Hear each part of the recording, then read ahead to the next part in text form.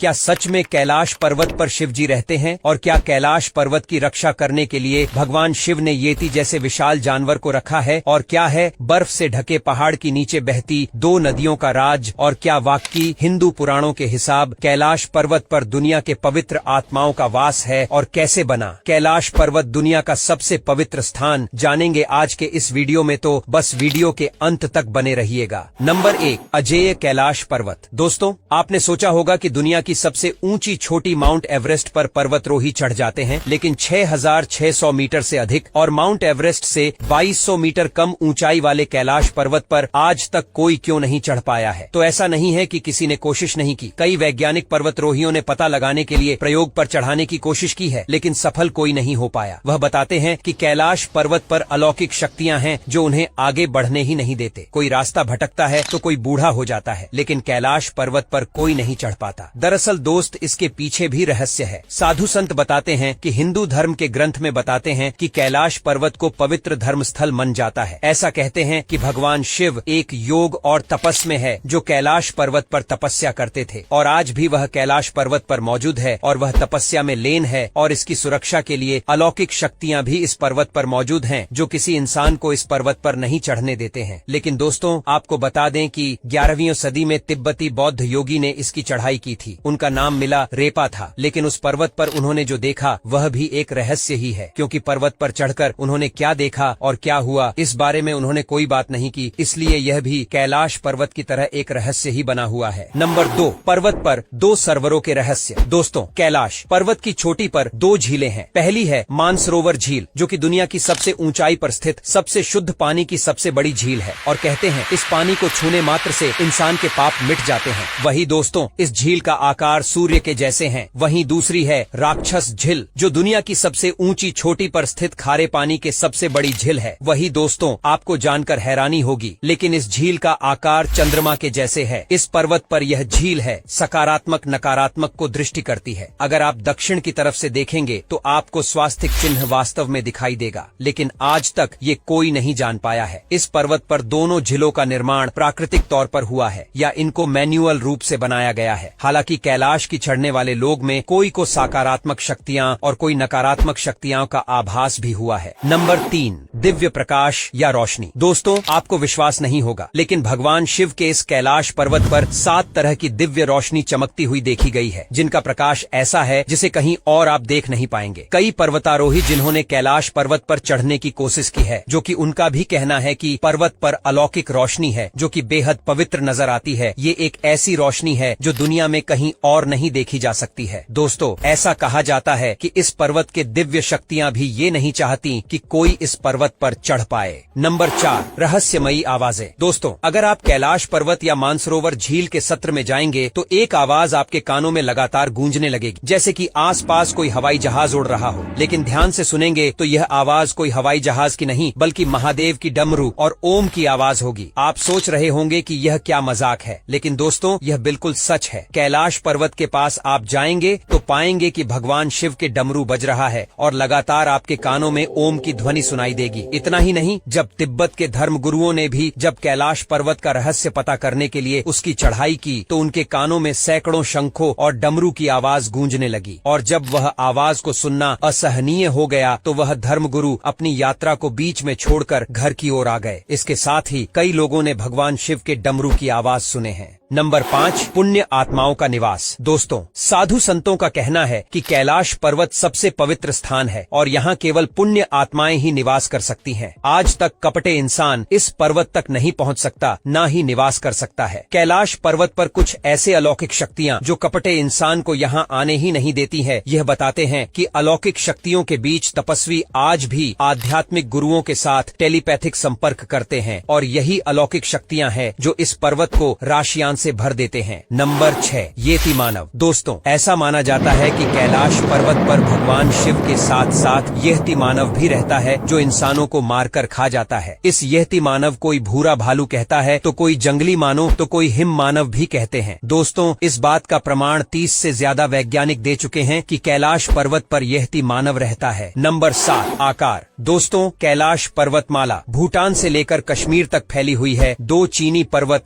लामचू और जोम डोमछू के बीच स्थित है, जिसके उत्तरी शिखर का नाम कैलाश है। दोस्तों, कैलाश पर्वत देखने में किसी पिरामिड के जैसे दिखाई देता है, जो लगभग 100 छोटे छोटे पिरामिडों से मिलकर बना होता है। दोस्तों, तिब्बती लोग का मानना है कि यदि कैलाश पर्वत की 3 या फिर 13 परिक्रमाएं की जाए तो इंसान को पापों से मुक्ति मिलती है और उसे मोक्ष भी प्राप्त होती है। और उनका मानना है कि एक यात्रा की 10 बार परिक्रमा करने से एक कल्प का पाप नष्ट हो जाता है, और जो 108 परिक्रमा पूरी करते हैं उन्हें जन्म मरण से मुक्ति मिल जाती है। वही इस विशाल पर्वत के आकार को लेकर यह भी कहा जाता है कि इसे स्वयं मां पार्वती ने रोपा है। नंबर 8, पृथ्वी का केंद्र। दोस्तों, कैलाश पर्वत को हमारी पृथ्वी का केंद्र माना गया है और साधु संतों का कहना है कि क्योंकि यह पृथ्वी का केंद्र है और एक शांत स्थान पर स्थित है, इसलिए भगवान शिव ने इस पर्वत को अपना निवास स्थान बनाया था। दरअसल दोस्तों, हमारे पृथ्वी के उत्तरी ध्रुव है तो वहीं दूसरी तरफ दक्षिणी ध्रुव है, और इन दोनों में ध्रुवा के बीच में हिमालय स्थित है और हिमालय का केंद्र है कैलाश पर्वत। और कैलाश पर्वत को इसीलिए पृथ्वी का केंद्र माना जाता है। इस बात को वैज्ञानिक भी प्रमाणित कर चुके हैं। यह धरती का केंद्र बिंदु है। विज्ञान की भाषा में इस केंद्र बिंदु को एक्सिस मंडी कहा जाता है। इसका मतलब होता है दुनिया की नाभि या आकाशीय ध्रुव और भौगोलिक ध्रुव का केंद्र। अर्धास्तक पृथ्वी का केंद्र होने के कारण ही कैलाश पर्वत को भगवान शिव का घर कहा जाता है। कहा जाता है कि वहाँ बर्फ ही बर्फ में भोलेनाथ तप में लीन, शालीनता, शांत, निश्चल, अघोर धारण किए हुए एकांत तप में लीन है। दोस्तों, आपको ये जानकारी कैसी लगी? कृपया अपने विचारों को कमेंट बॉक्स में जरूर बताएं।